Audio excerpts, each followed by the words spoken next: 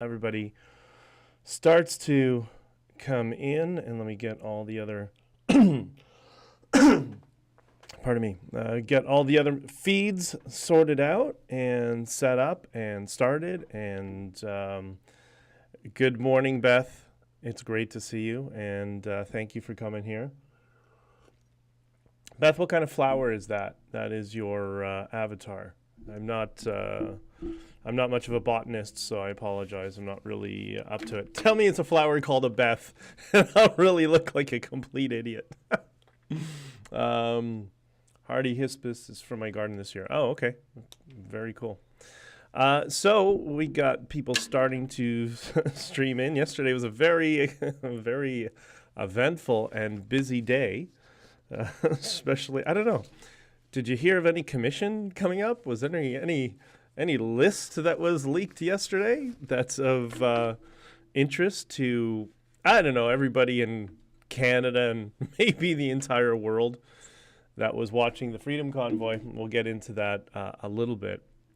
But first, I just want to tell everybody and wish you all a very good morning and a positive morning. And I hope everything is going to be amazing today. I'm going to do my best, and we're all going to do our best collectively together to try to make sure everybody is having the most positive day that they can, and we'll stick within that positive frame.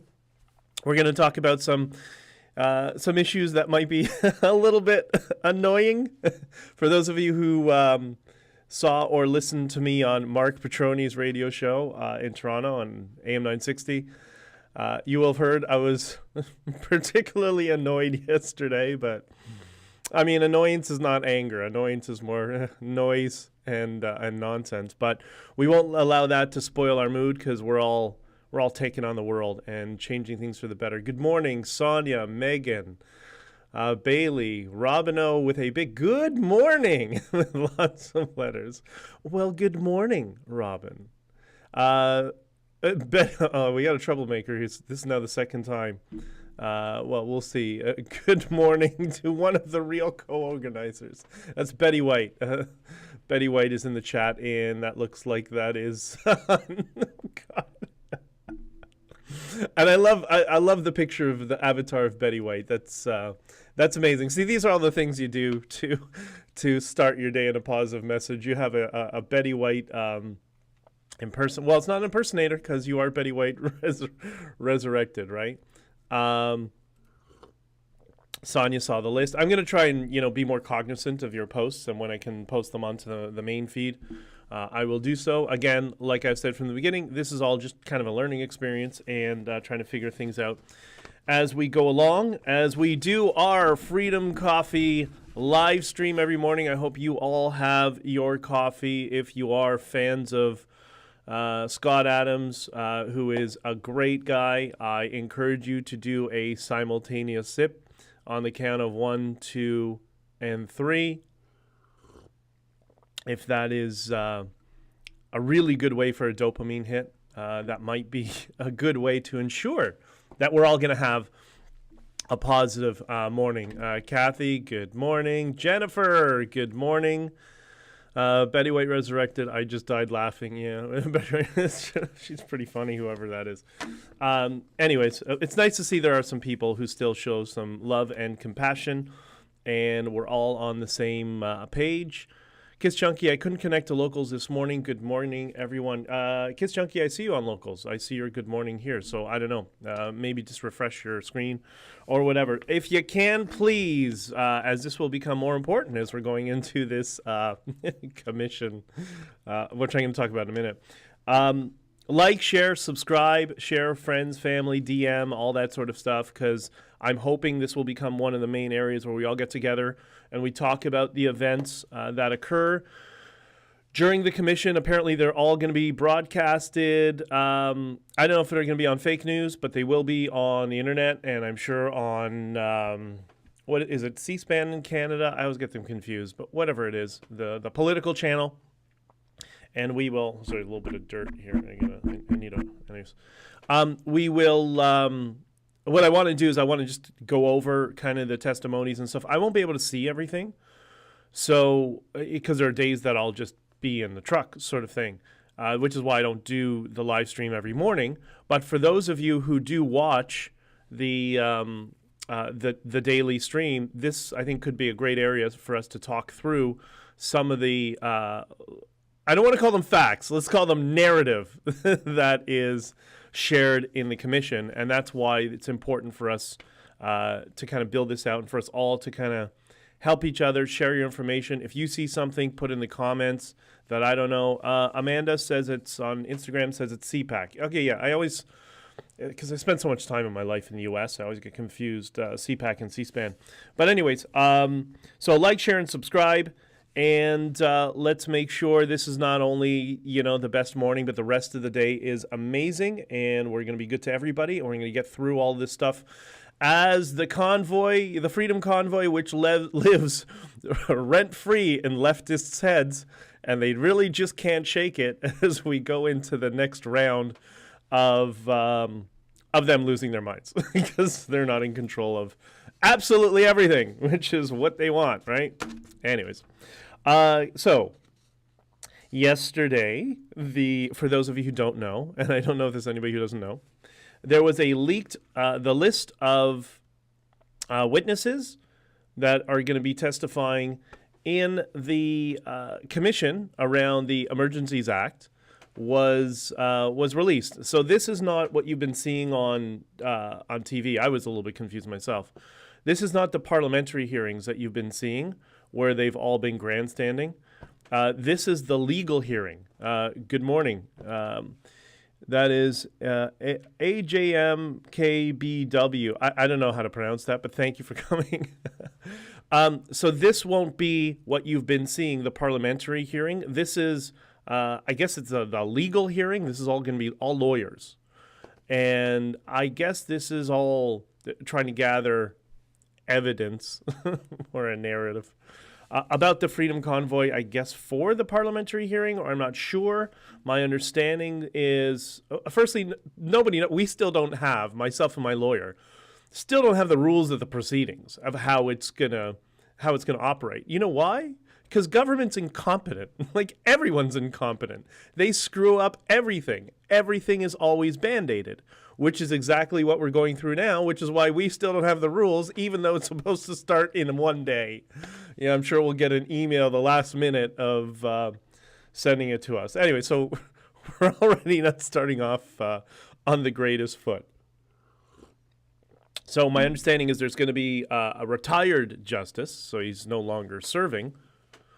He will be on the bench, and on one side, one side is going to be the government, and how their lawyers are going to try to prove that Justin Trudeau violating the Constitution was constitutional.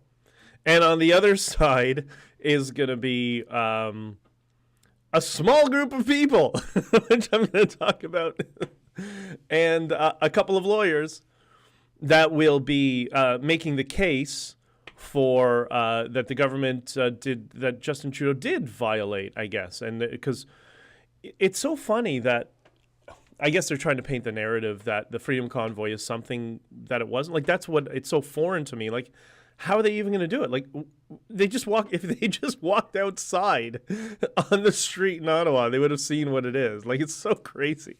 Anyways, all right, let's get into a couple of things here. Hold on. So, yeah, okay. So the list came out. And, something just ahead of the list that I wanted to discuss. I mentioned yesterday, and this is relevant to it. I mentioned yesterday that one of the keys to either avoid being canceled, or what leads to being canceled, or leads to being it leads to people trying to cancel others, that's how I want to say it, pardon me, is this whole process of binary thinking. And that binary thinking is really the big issue that we need to overcome. The idea that everything is black and white, yes or no, and we saw, like, I'm starting to see a little bit of this already, this binary thinking yesterday when the list came out. What happens? The list comes out and then people get angry and they get emotional. And one of the things I saw was, People starting to fight with, oh, you didn't start the convoy, I started the convoy. No, you didn't start the convoy, I started the convoy. And, it's like somebody sending me a request in Instagram to join the speech. Like, I have 5 other feeds here, man. Like, I appreciate it. We can send me a request or a DM another time. But this is really not the time because that's only 1 feed. Anyways, so they go through this whole binary thinking and everybody starts, well, no, it was me. No, it was me. And I'm thinking like, what, do you want to self-dox yourself? Like, I don't get it. What is this? Who cares? Like, who cares who started, who was the first truck and what? That's not the point. It became a global movement. Like, we were all together. It doesn't matter who started it. All these different people took on different responsibilities within the convoy. I was called by Tamara to take over messaging and media, press releases, all that sort of stuff. So, everybody kind of did their part, and why anybody cares, and that's the sort of binary thinking. Because when they say, okay, I started the convoy, great, okay, do you want all the lawsuits? Do you want all the responsibility and all the liability? Like, people gotta think. It's not like, I don't know, it's just really weird. It's really weird behavior for me. Like, personally, I don't think it really matters.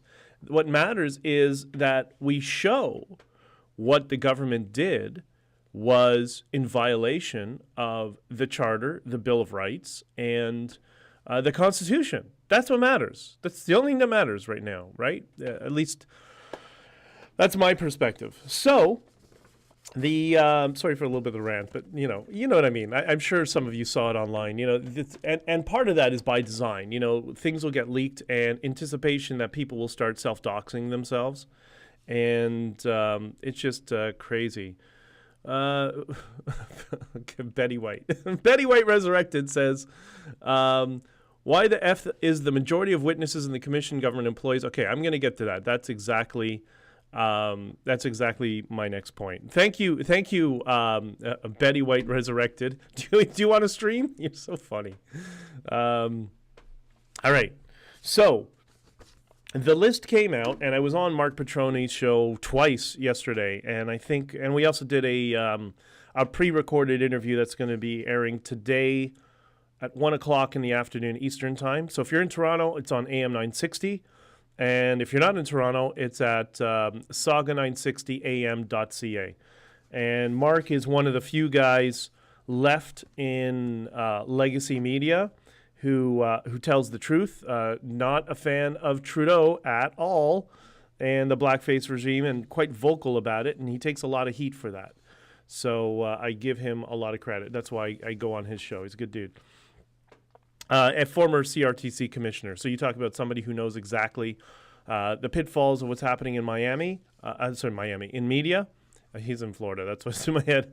That's Mark Petroni is your guy. So check him out. And also he has a podcast. So they take all his radio shows and they put it into podcast form. So you can go to whatever podcast, type in the Mark Petroni show, and you'll get him. So what we were discussing yesterday, and I mentioned, is that list that was leaked has 65 witnesses on it. Okay? 65 people. That's it. Of all the tens of thousands of people, or hundreds of thousands of people that came into Ottawa for 3 weeks, or were Ottawa residents, by the way, which we'll get into in a bit. None of those people. No. We don't want those people. We don't want the people who felt their lives were changed and their city was energized by this party built on life, built on peace, love, unity, and freedom. We don't want them. We can't have them. What do we need? We need as many government bureaucrats as possible. That's what we're going to do. So, of the 65 witnesses, this is hysterical. 56 of the 65 work for the government. I fell off my chair laughing yesterday. I couldn't believe it. Wow. 56 of the 65 work for the government. And, I saw a lot of corruption in Latin America, all my time in Latin America. I have never seen this level of corruption. Like, this is crazy, right? So 56 government agencies or representatives from 56 representatives from government agencies will be there as witnesses. So what about the rest? Who are the rest? Right? The rest, there's going to be 9 witnesses. And guess how many of the 9 witnesses were on the Freedom Convoy board? So let me explain that. When we got to Ottawa, because there was so much money that was being donated into the GoFundMe, we decided, okay, we need to have some corporate governance, right? Because of the responsibility. It's not our money. It wasn't our money. Personally, I didn't really care. The money's going to the truckers, so great, making a lot of money for lots of truckers. That's awesome. But we needed some sort of corporate governance, so we set up. I think they set it up as a nonprofit, which I don't understand why, but okay, fine. They set up a corporation, a nonprofit, and on that corporation there were 6 directors. Okay, and those are the 6 people that really were. Had a lot of, I guess, legal liability or at least skill sets and involved in the organization and all that sort of stuff, right? Okay, fine. So the 6 people that were on the board, how many of the 6 do you think are testifying in the commission? Of the 9, how many? What do you want to throw out a number? 1, 9. Well, it can't be 9, but all of them, which you might think would be relevant, like have the entire board of directors be witnesses there. Kiss Junkie says 1. No, the answer is 3. 3 of the 6. That's myself, Tamara Leach, and Chris Barber. Those are the 3 people. The other 3 board members were not invited to testify for whatever reason. Okay.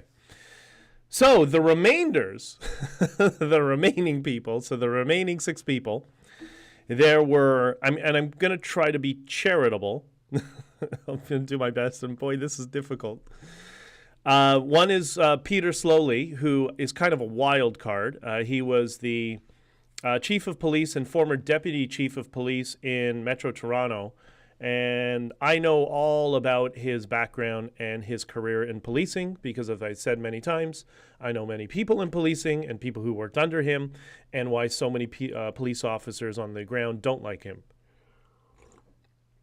There's a trend of politicized people in police brass that's been going on for quite some time since they created these sham police boards where basically community activists join these police boards and then they decide who to hire as police chiefs, and some of them are kind of rabid extremists. We know how they are, and that's what's killing policing. That's part of it.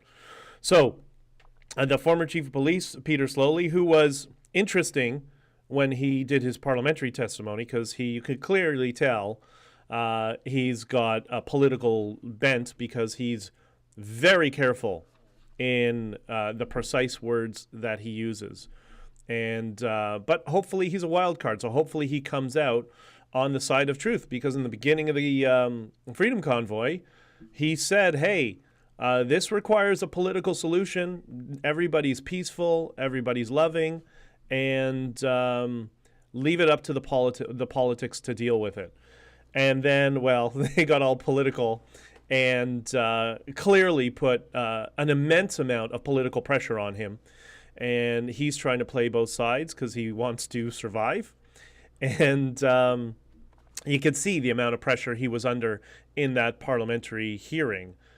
So he is going to be an interesting witness. We'll see where he goes. But there's anybody with a brain, which a functioning brain cell, and I usually don't include bureaucrats in that, anybody with any sort of street smarts can tell from the get-go that he was under an immense amount of political pressure, and as was everybody in policing, because, well, that's what policing has become, right? Like, we have MPs that personally meddle in investigations and call police, like, it's crazy what's going on. Like, we're becoming, you have to pardon me for a second, in terms of policing and governments and rule of law, we are becoming a third world shithole. And, the countries that I lived in Latin America have more integrity in their government than we have in Canada right now. Like, that is saying something, right? Like, that's pretty interesting. Anyways, so the other 6, we have a couple of people who are, how should we describe them?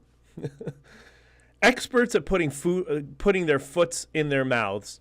And helping the other side. Like, that's who they choose. They didn't go to the swath of the hundreds of thousands of people that came to Ottawa. They didn't go to the Lubavitch synagogue of Jews that came every Sunday to our sermons, or the various Christian communities that came, or the residents of Ottawa that felt like, finally we can live again and hang out and meet people. No, they don't take them as witnesses. They take I'm trying to be charitable. The people who constantly put their own foots in their mouths. I don't know how would you describe it. And they and always help the government unintentionally, right? Because they don't understand there's consequences to what they say. And there are counter narratives that they can kind of help. So that's who we have as witnesses. We have myself, Chris Barber, and by the way, I'm not singling people out by names because I am trying to be respectful. Not all 6 of them, by the way. There's just a couple of people.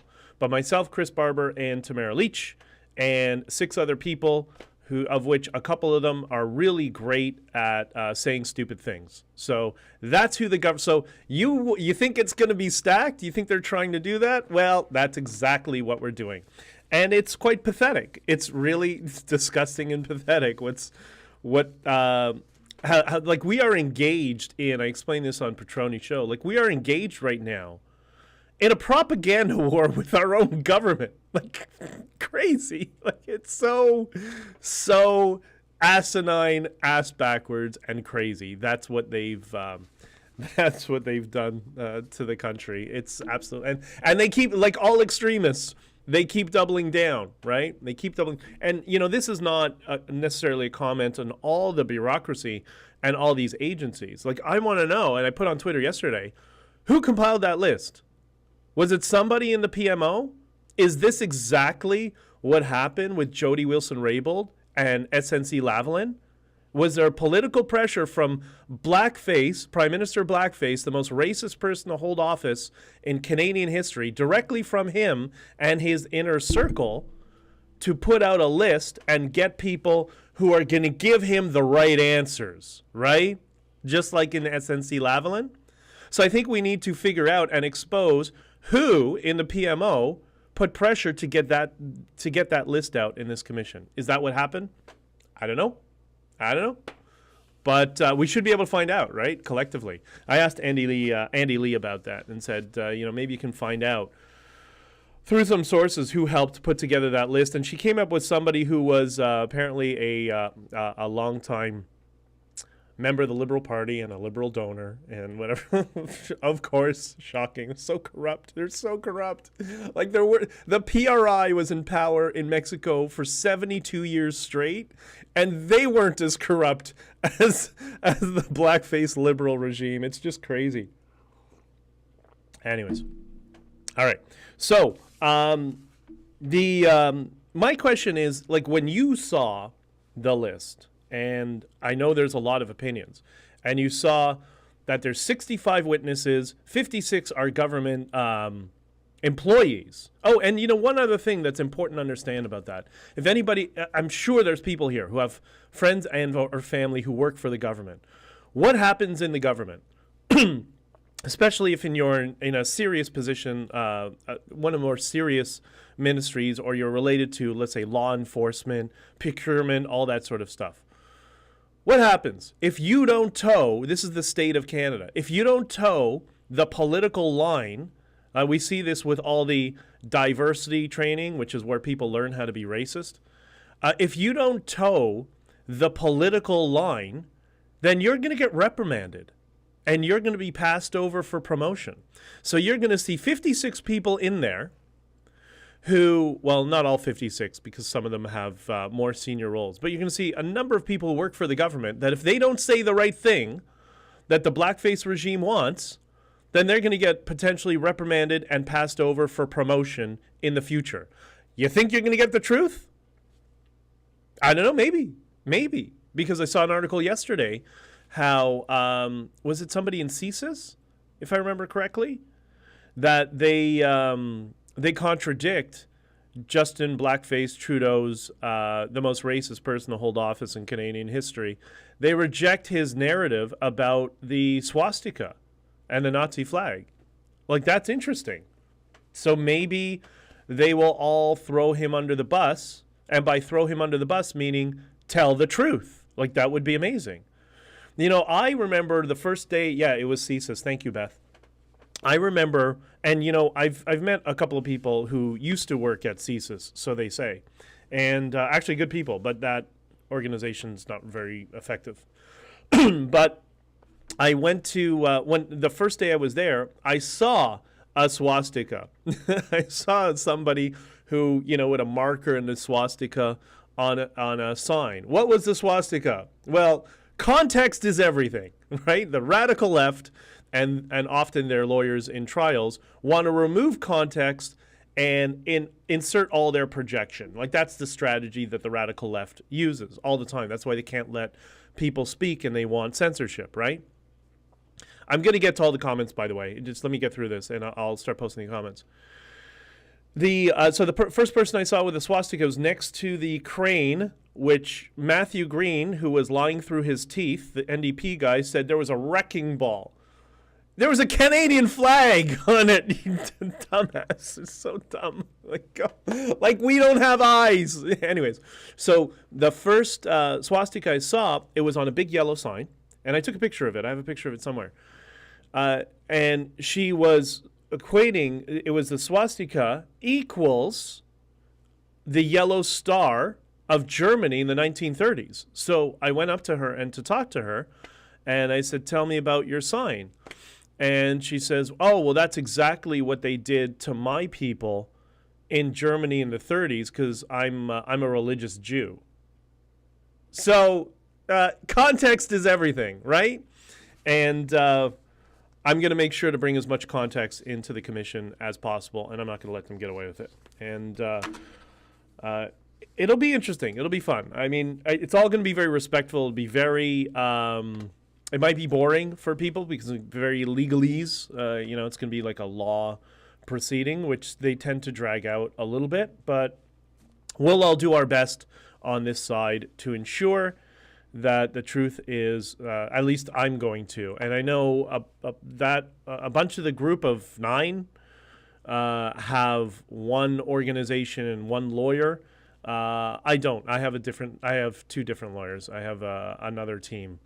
So we're going to go in the direction of truth because I owe all of you and everybody who engaged in the Freedom Convoy and supported us and went online and did Twitter Spaces and shared your videos and whatever. I'm forever grateful and indebted to you for that. And I'm going to do my part to make sure only the truth comes out. Okay, a couple of comments. First, Instagram, Amanda. Amanda's rocking today. Are they actually going to divulge what was the threat to national security in Ottawa? They're going to try to paint the narrative of the national security threat. And the national security threat, I guess, was this religious woman with a swastika. That's my guess, right? Or some people saying stupid things on the internet, apparently, is a national security threat. Like, it's clown world. Like, they think they're going to get away with it. They're not going to get away with it, right? I think in the court of public opinion, they're going to have a massive pushback coming back against them, this is where I've got to plug my book, which outlines all of this. So the book is Honking For Freedom, and it's going to be available for pre-sale on October 21st. We'll be doing some promos soon, probably within the next week. so be aware of it. I'm going to release the cover, which is amazing. It looks so good. And just so you know, it's not just me talking. We interviewed a whole bunch of other people and told their stories as well to get as factual a representation of exactly what went on during the convoy. And it was a couple of months just of research and putting together the timelines before we even started writing a word. And you're not going to get anything more factual than what it was. Did this with John Goddard, a friend of mine who was an investigative journalist for 30 some odd years. And boy, were his skills really, really useful in putting this all together. So you may not get an accurate account from the commission, but I promise you, the book is going to be as accurate. I mean, I'm in the first chapter for a reason, but really the timeline starts in the second chapter. I'm not even in it until, I don't know, fourth chapter I come in. So yeah, I think it's the fourth chapter that I come in. So you're going to, I promise, if you're a fan of the Freedom Convoy, you're a fan of freedom, and you hate authoritarians, and you want to hear the story, you're going to love the book. And it's not boring, it's not a textbook of dates. This is an adventure story, and it's because it's absolutely crazy what a lot of us went through. All right. So a couple of comments first on locals. Yes, there is video as well. I'm not sure how to help you. Okay, yeah, that's fine. And okay, that's I love you too. Thank you. Yes, it was CSIS that had a problem with Prime Minister Blackface's account of the narrative. Okay, so we got a couple of things here. Tracy, slowly. Yeah, like whatever. Wife, Bridget, Barbara. That's gonna taint it, Lori. That's the problem. There's so much more that's there. Let's get into that another time, because I'm going to do an episode on that, okay? Because that's quite complex, what you're asking, and there's a reason for that. And we went through that in the historical records. There's a bunch of people that are moving towards, I don't know why they want to put a target on their own backs, but we'll talk about that, okay? Because that's a completely separate issue that I'm going to talk about. I promise you, I'm not going to let it. I'm not going to ignore it. Is the government double? Yes. Well, that's usually the case. Anybody who's worked in any sort of large organization, constitutional corporation, you know that what everybody does is pass the buck. So of course they're going to do that. Everybody's going to do that. Well, yeah, we saw there was a perceived national security threat, but I'll defer to my colleague in whatever organization for him to comment, and that person, well, I'll defer to my other colleague. It's going to be that. It's going to be hysterical. It'll be. I think it should be quite funny. The musical chairs, what they'll do. I believe it is the same as all scandals. Yeah, kind of. Andy Lee, support for Andy Lee. Yeah, agreed. This is a long one. The supporters of the convoy MPs aren't allowed to be a part of It's Okay for the negative narrative. That's it. Yeah, exactly. Because they're just trying to, they want to, it's the equivalent of narrative journalism, right? They just want to get their side out, and they want as few of us to speak as possible, which is why the tens of thousands of people that were in Ottawa, none of them have been asked to become witnesses and talk about their experiences in Ottawa and how positive it was. Trace, the F and swastika in play poster. Okay, read. Yeah, I agree. What we were saying in Canada is becoming that 100%. This is all the effects of a narrative journalism. This is kind of what happens. And that's what it is. David, how you doing, brother? It must be early there in the morning.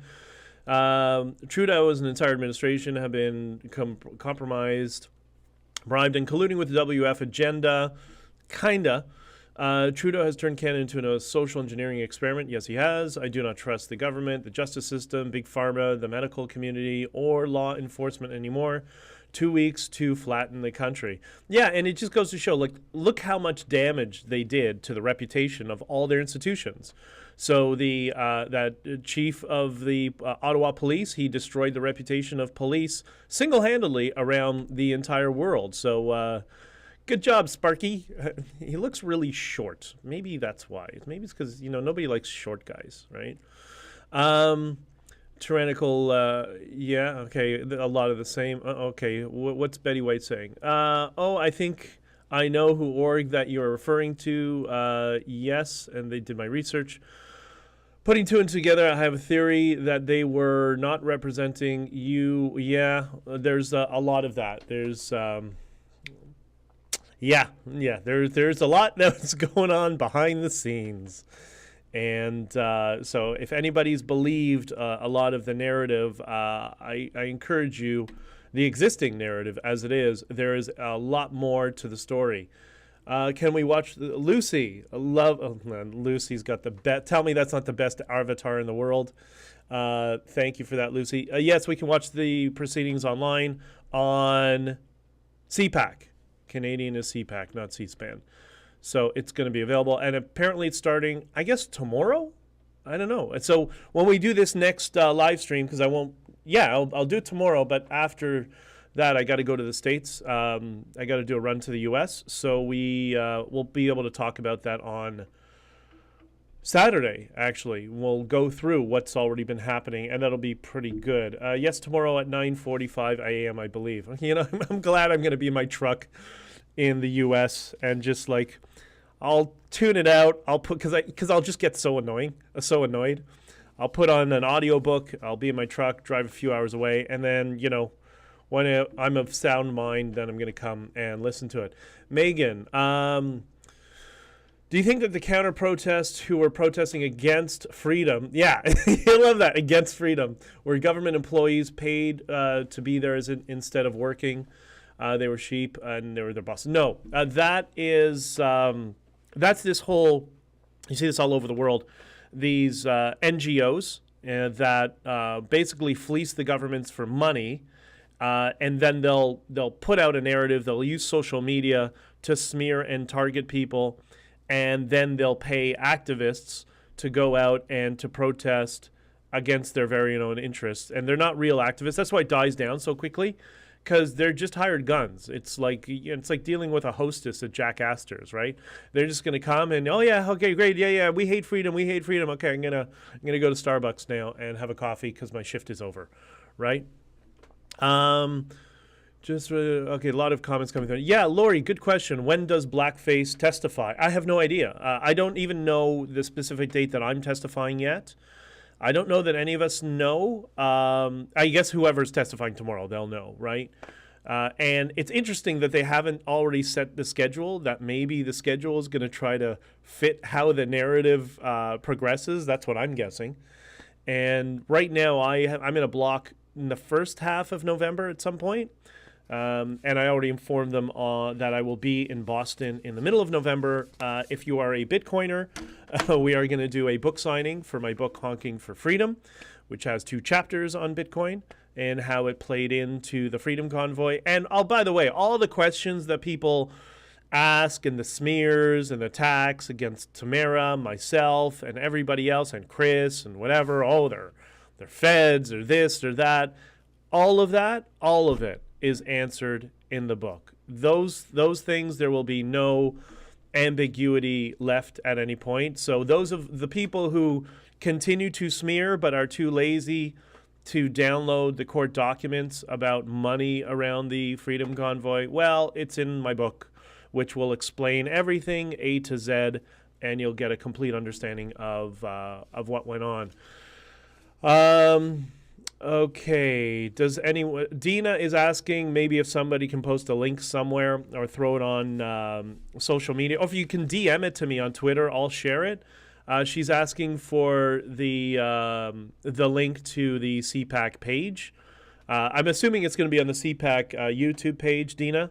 That's usually where this stuff is available. That's the most prolific platform for that sort of stuff. But anyways, so that's where we're at. The other thing that came to mind, and this is kind of related to the people who are testifying who are not part of the government and beyond myself, Tamara, and Chris. yesterday, and go with me on this, you'll understand. Yesterday, Elon Musk responded to a smear from some, I don't know, fake news journalist. I don't know what his name is. Don't care. I didn't care before. Like I said yesterday, when Mark Petroni said the name of some journalist from Global News, I think it was, and I said, Mark, I didn't care before. I don't care now. They're just irrelevant. But he responded to an accusation that he's been working with Putin, because everybody's working with Putin, right? Trump was working with Putin. Elon Musk was working with Putin. I and the Freedom Convoy were working with Putin. And by the way, for those of you who saw my Russia Today interview, which is on my YouTube channel, the reason I did the Russia Today interview is when the CBC started floating this idea that, oh, maybe the Freedom Convoy is a Russian operation. I automatically responded to a request from Russia Today to go on their network, hoping I would bait the morons at the CBC into doubling down on that narrative. But unfortunately, they just had enough functioning brain cells not to do that. So whatever. Maybe next time I'll get them, right? So he responded to this smear that he's working with the Russians by saying, no, I have not. I've spoken to Putin only once, and that was about 18 months ago. The subject matter was space, and it made me think about something. Like, that's interesting. What it would be like to be in that position. I don't think he has any love for Putin, irrespective of your opinions. That's not what this is about. Just Elon Musk's opinion, right? I don't know that he loves Putin necessarily, or he may not have any animosity whatsoever. I have no idea. But it made me think of something when it comes to the people that are testifying in the commission. Do you think they, not the government people, but those of us who are not, do you think they could have a conversation with Justin Trudeau? Like, do you think they can? Hear me out. There's a reason for this. I don't like Trudeau either. Listen, I call him blackface all day long. But there's a reason for this. Do you think somebody like Pat King could sit down for a half hour and have a conversation with Justin Trudeau and be civil? Do you think he could? Without, losing his temper, without attacking him, and without being vitriolic, being, what they always say, parliamentary and all that sort of stuff. Do you think he could? Well, I got my first troll here. You are an idiot. Thank you. Great. Thank you for your support throughout the Freedom Convoy. We all appreciated all of you who attacked us, who were at risk at being arrested at all times. Thank you for that. So Rick is exactly what we're talking about, the binary thinker, the people who only has, one small portion of their brain working. And the reason this is an important thought exercise, that's all this is, it's just a thought exercise. Because anybody who could not sit down and have a conversation with blackface without losing their temper should not be in that commission. But that's exactly who they're calling there. They're calling people who they know or they believe will not be able to hold it together emotionally. And do you know who that helps? That helps the government. So we all think that, we like to see people who get on social media and on platforms and rant and, Trudeau this, terrorist that, whatever they say, well, extremists and whatever. That is very different than a civil proceeding or a legal proceeding. You can't behave that way. You have to behave in a completely different manner. And that's why they're bringing in people who cannot control their temper into the commission. Because you'll watch. And if any of you know them, please warn them that if they don't control their temper and hold it together and come off that corporate boring talk that people use, that's what you need to be there. You cannot, it's okay to be, like I tend to be passionate. Guilty as accused. But There's There's a difference between being passionate, but also losing control over your emotions. And if anybody does that in this commission, that just helps Trudeau. That's all they need. It's the same reason all these people they're doing, I don't know, another convoy or another whatever. These people who've worked as informants for the governments for the past 5 years and ratted people out. We're going to do another convoy, because you know who needs another convoy? You know who needs one? Trudeau and the government, to get them out of this commission, because they need a boogeyman to point to, and they haven't gotten a boogeyman in all this time. They're desperate for one. They're absolutely desperate for anybody they can point to say, look, see, we were right. And so far, nothing has happened, because the convoy itself was all peaceful. That's why I keep pushing Mike's video, who is also, by the way, producing a video for me like that as a promo for the book that helps lay the groundwork, which you're going to see soon. And please share it widely, because we need regular people, the normies, the liberals, to see that's exactly what happened.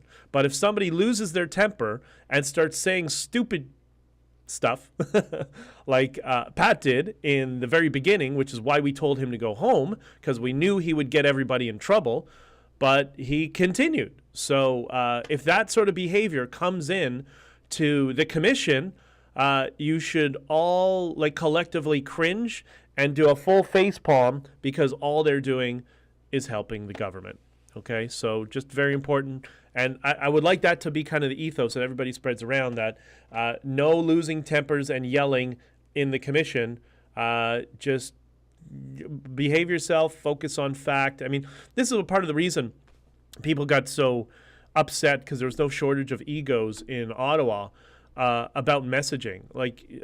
There's a reason we had a messaging team, just to keep the messaging cohesive.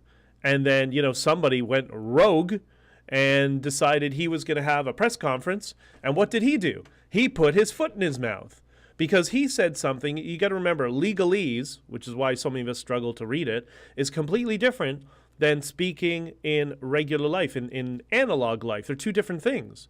And they're so hyper-specific with wording in legal spheres, you have to be very careful with what you say. And I'm not perfect. Nobody's perfect. There's no question. But that's part of the reasons we have so many problems right now, is because a couple of people specifically said some things without thinking and understanding how it would be used to tarnish and smear the Freedom Convoy. I did my best with my team and our press releases and all my interviews and Peterson's podcast. That's why I kept going on the radio. I did my best to ensure those narratives didn't get ahead of us, right? And it was a ton of work. It was a lot of work to keep all the messaging on point and to focus on peace, love, unity, and freedom. But, there were people constantly self-sabotaging or sabotaging us, and it was really frustrating. Anyways. Okay, so bunch of questions. Tracy, thank you. Exactly. Will the inquiry be okay? Therese, I guess you've just arrived. Yes, it'll be televised on CPAC. If somebody can DM me the link, I'll put the link on my Twitter. And I guess I don't really use Facebook. I just got back to Facebook, started using it again, so I guess I can post it on the Facebook. So will Trudeau, Freeland, Mendocino actually be forced to answer questions? Will they get away with their standard cannot pay? Yes, they will. They're going to do exactly what they were doing. Remember, Freeland was in the parliamentary hearing, which is, I guess, a level above this. And you saw she had nothing but contempt for them. How dare you ask a question? I guess she got that from her actual Nazi grandfather, who ran the Nazi propaganda newspaper in the Ukraine, where my family was from, and many of them were slaughtered. So, if we're going to do reparations, I want reparations from Krista, from her grandfather, the Nazi. But anyways, so yeah, I'm sorry, a little side. But that's my point. She's just going to do exactly what they did in the Parliamentary Commission, and that's where I'll give some props to Matthew Green from the NDP and Glenn Motz and Larry Brock, I think, where they wanted to introduce some actual some penalties to witnesses in the parliamentary hearing who don't answer questions. Can they be held in contempt of the commission? This was just recently. They're trying to introduce that because Freehand decided she's not going to answer any questions. So sorry, that's done. Now is the time that you're going to answer questions. But yeah, we'll see. It's definitely going to be interesting, and I think there's going to be quite a few wild cards. And after seeing the statement from CSIS, I don't know. Is that a sign of hope that we're going to get some honesty from the bureaucracy and the people in government? I don't know. I hope so. Let's try to be positive. We'll see. Patrick says the numbers are the win. Now open eyes to all the fringe minority. So that's an interesting point, Patrick, because over the past several months, as I've been putting together the book and working on some things related to this, I've finally I'm sure we're all seeing, even the normies are starting to wake up, and they may not know exactly what occurred in Ottawa, but they're now curious and they're willing to talk about it, which is that's an amazing step. And I think that's because of the Freedom Convoy, because it was cracked down and it ended so quickly that they're just starting to ask questions. And one of the things that was interesting when John and I were exploring doing the book, he had reached out to people that he knows in, let's just say they're not conservative in any way, shape, or form. Not exactly supporters of the Freedom Convoy. But even they, who were vehemently opposed to, I don't know, their own freedom, okay. But even they were curious about what happened to the Freedom Convoy and how it ended so quickly, and where did all those white supremacists, all those white supremacists, what happened? Why did they leave so quickly? So there's even some intellectual curiosity from people on the other side, which is why we told this story in this book. And the book, by the way, is all positive. It's not Trudeau bad, everybody good. There's a little bit about Trudeau, obviously, because the whole we map out. And you can see this in the book, that he was planning this from day one. Day one, they were going to crack down. It was just a matter of when, which is really quite scary, that their last resort was going to be their only resort. Again, another sign of extremism. So we lay that out in the book, which is designed for people, if you know people who are liberal, centered, don't like the Freedom Convoy, whatever, the book is not only written for you, it's written for them too. Because we need them to wake up and understand, and we're going to try to help wake up some of the normies who are many of them are just busy with their own lives, and they just don't have time to invest in political stuff. They gotta get their kids to school. That's what they're caring about, right? Charles says, praying that every freedom fighter stays totally cool, calm, and collected. From personal experience, I know lawyers are highly skilled at getting a person to lose control. Charles, 100%, 100%. They're good at crafting narratives that are the opposite of what you're trying to say, and they do that by getting you to lose your temper. And I just hope the other witnesses don't have that issue. I hope I don't, because it's really difficult. Like I've been involved in small issues, small claims, business stuff, whatever. And even that, in that atmosphere, it's difficult. It's a skill you develop over time. And, they're starting at the highest level. This is not, small claims court down the street. This is, in Ottawa, related to this whole incident that inspired and captured the entire world. We can't forget that how much we achieved in reaching people all over the world from all different groups and faiths and cultures, and all came together to support the Canadian truckers and this whole idea of gaining our freedoms back. And I think it's because of the Freedom Convoy that we've seen so much change over the past 6. Look how much different the world is today than it was last year. And I got to tell you, when I go to the United States, there is a newfound respect for Canadian truckers, who they used to joke about us all the time. Like they put us in the same category as, drivers for Swift. If you're a trucker, you know what that means. But no, now there is a newfound respect for Canadian truckers, and I think we've done an amazing job at helping, because Prime Minister Blackface says Canada has no cultural identity. I think that's how he worded it. Well, I think we've just now reestablished what Canada's cultural identity is. It's the values of peace, love, unity, and freedom, and respect for everybody. So we can move forward with that.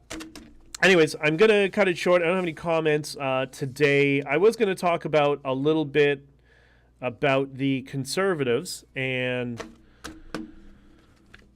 they keep doing it over and over again. They keep using the same stupid strategy that loses them every election, and they're doing it again, and I just want to go there and strangle them and say, wake up!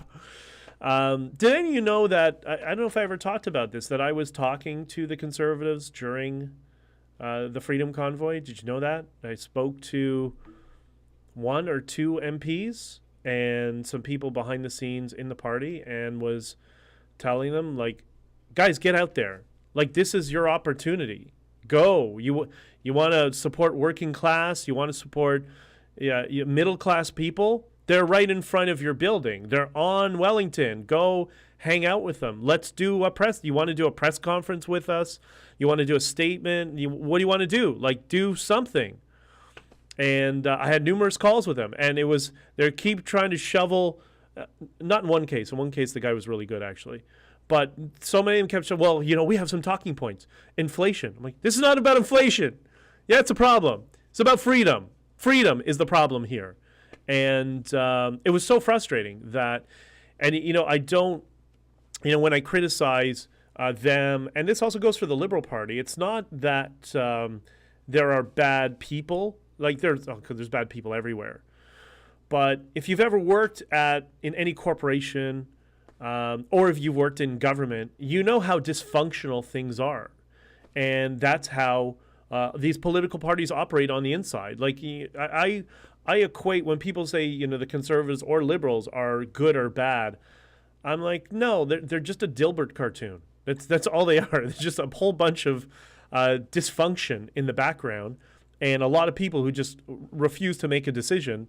So they'll defer to a committee of a subcommittee of a subcommittee, so it absolves them of making any decisions. And it was so frustrating to talk to people to say, like, dude, the whole world is paying attention to this. It's the #1 news story on the planet.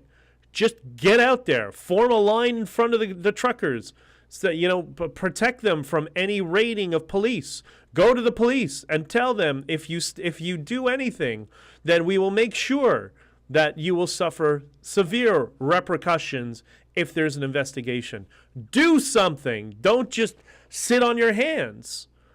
And, Leslyn Lewis came out, and she spoke to True North. Pierre Poilievre was ambushed by CBC and gave a great statement and came out to serve coffee the next day. And then nothing. The rest of the time, nothing. Like, oh my God, you talk about teeing up the ball for them. What more do they want? Anyways, it is what it is. But we'll talk more about that as things go on. And that's why it's not a criticism. It's not a direct criticism of any individual in these political parties. It's not a direct criticism of Pierre Poilievre. I know what he deals with. There's good and bad in everybody, in every party.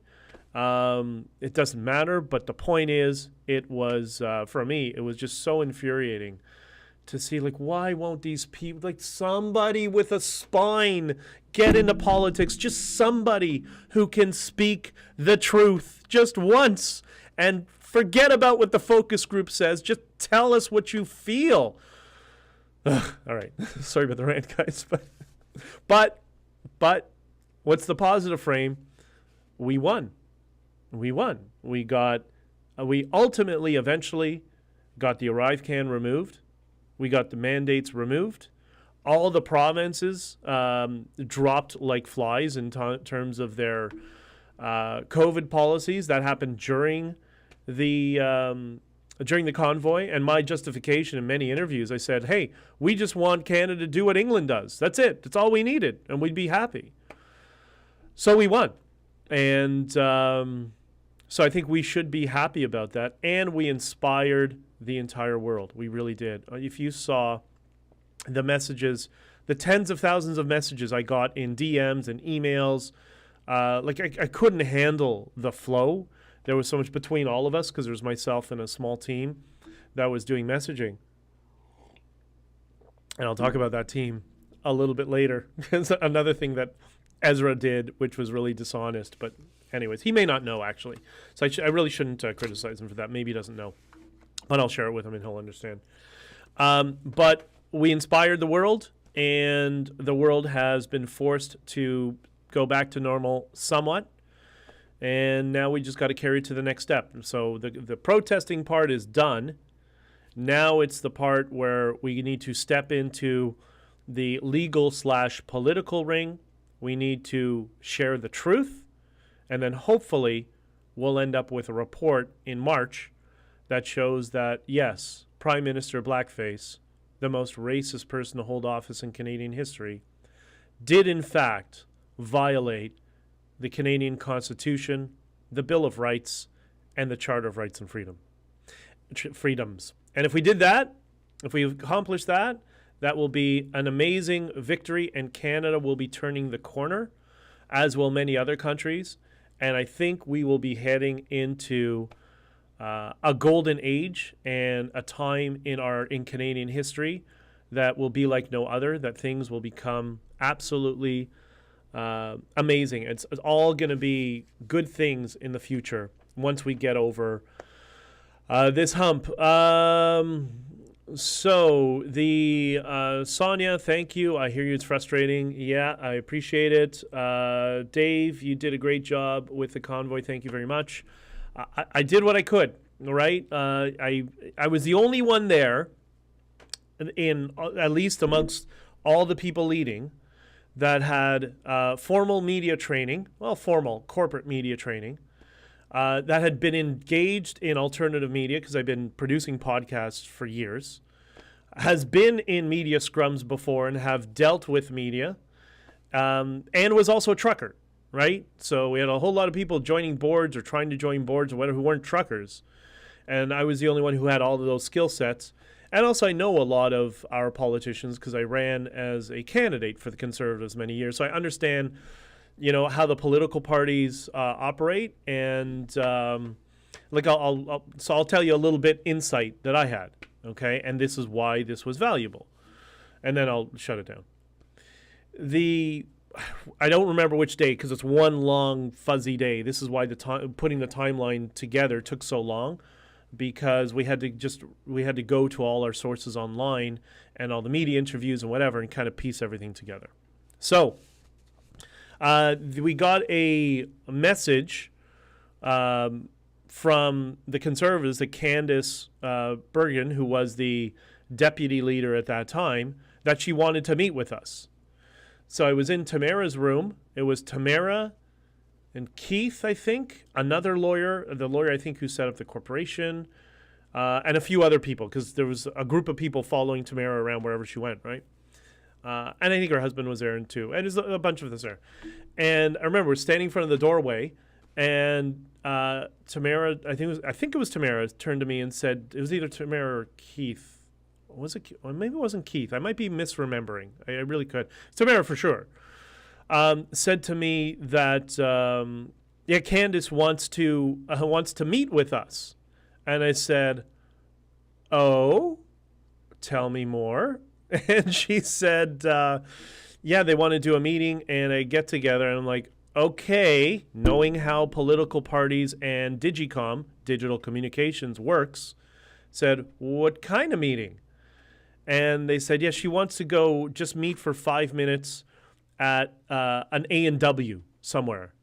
And I said, absolutely not. No. And they looked at me And I think she understood what I was getting at. And a couple other people around me, they said, why? I said, because what she's going to do is she's going to get a whole bunch of us around her and say, yeah, I'm meeting with the truckers. They're great and blah, blah, blah.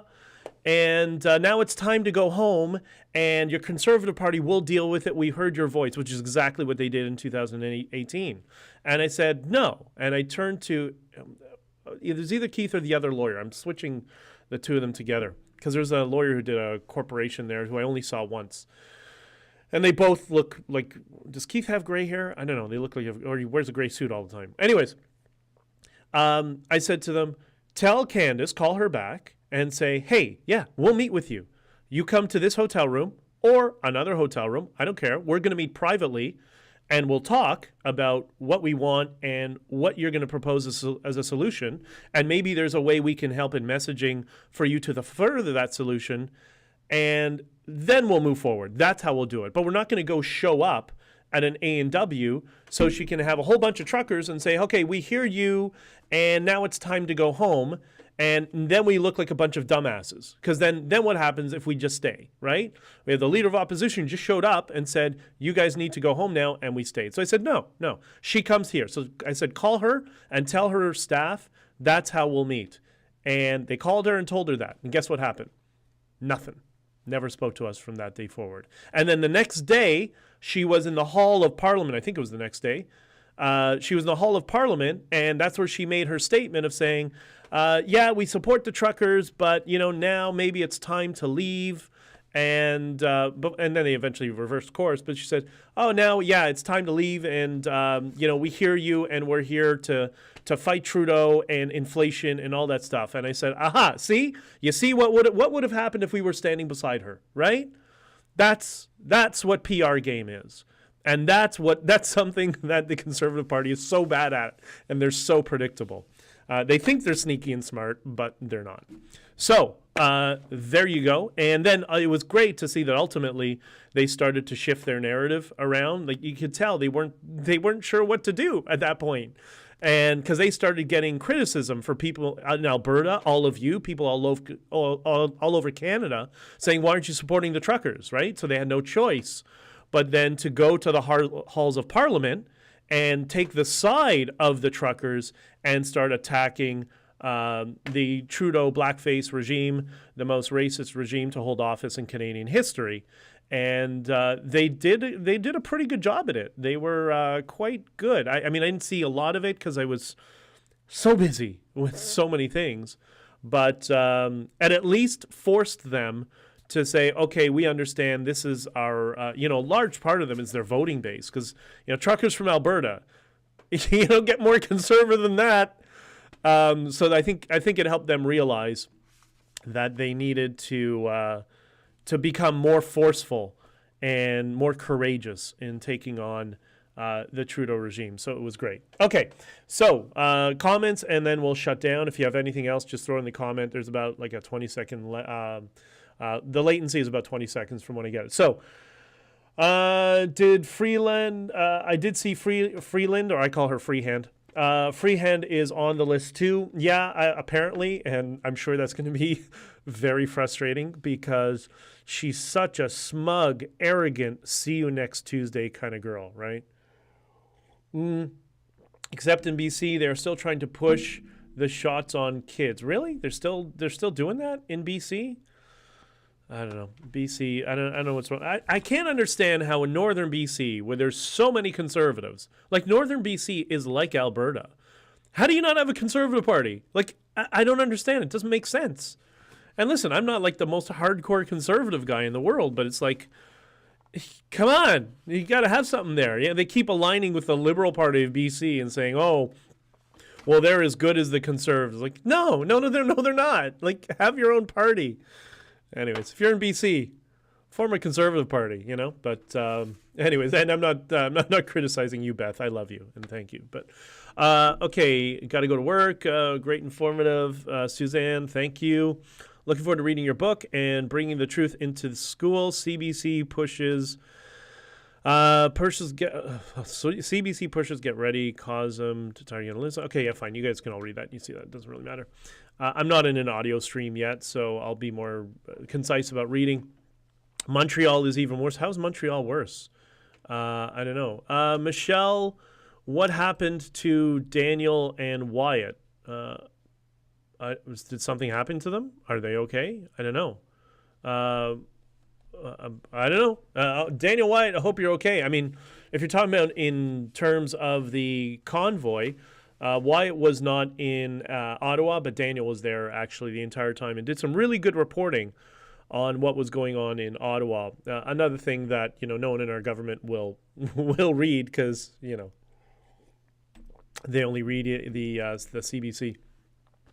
Global Waka, let's see. Global Waka tells us, keep our flags upside down to show distress. What do you think? I don't know. I think we're kind of getting beyond that, and I think the future is really bright. I think we have the high ground at this point, and that our detractors and the people who tried to smear us, who are in control of government yet play the victim card. That's the part I love. When Chrystia Freeland, who's the second most powerful person in governance in Canada, is always playing the victim card. Like, clown world. Like, what is going on? And people believe that. It's amazing. But anyways, no, I don't think we need flags upside down anymore. I think we've turned the corner, and now we just got to build momentum because we're going to a very, very prosperous future. At least that's what I see. Did I get blocked or just not? Tracy, so the problem, Tracy, thank you, Tracy. Just to explain it, because I'm using an encoder, it's streaming to a bunch of streams. So I have a comment window that's the length of the screen, and they're just going by. So because it takes all the comments and puts it in one thing, so I can't keep track of all the comments. I'm doing my best. Press conference at 1 today. We shall see. They're still pushing for the jab. Yeah, it's crazy. Haven't seen anything. Haven't seen anything from them on National Telegraph in ages. Are they still with the organization? Yeah, of course. I know there's been some scheduling. You know what? I will, because I mentioned we're going to start working a little bit more together on stuff. I'll just let them know. I know they were doing like their live stream. Maybe they haven't been doing that, if that's what you're getting to, Michelle. But I'll talk to them, and I'll tell them to get on it, and they need to be there at least every week like they're supposed to be, right? Anyways. Okay, have you heard about Stand for Thee and their Trudeau for Treason movement? Just peripherally.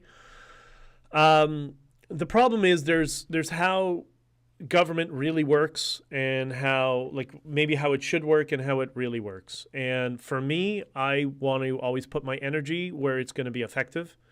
And I think some of these ambitions, somebody once said, we're going to try him in the international tribunal or something like that. I'm like, yeah, that's never going to happen. That's just not how the world works. I understand the sentiment, but it is. So that I don't really know much about it, so I really can't comment. But let's first get through this commission. Let's get through this. Let's get a report that shows it's not just, Convoy bad, Trudeau bad, everybody bad, and move on. Let's get a result that shows, a substantive result that shows Trudeau bad violated the Constitution. First, let's do that, and then let's see where we can go with it. That's at least my philosophy. I want to focus on the very practical goals that are obtainable and within our current infrastructure. And believe me, I understand the sentiment, the frustration. Believe me, I do. David, I'm very optimistic. The tide is turning. More and more people are awake and escaping the matrix. And I think that is the perfect comment to end things. Okay, I got to run. I love you all, and we'll talk to you soon. If you have any further questions, send me stuff on Twitter or comment on here. And we'll do this again maybe tomorrow morning, because it's going to start to get really hectic now that we're getting into the commission time. And I'm sure the fake news media is going to try to front run us with a narrative, and it's our job to ensure that they don't, which is why I have a book that will be released during the commission. All right. Got to run.